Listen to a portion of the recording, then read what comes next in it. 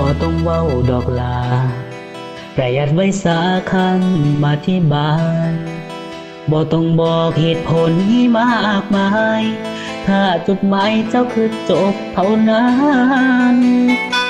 กับบ่แม่นฮักดอกติ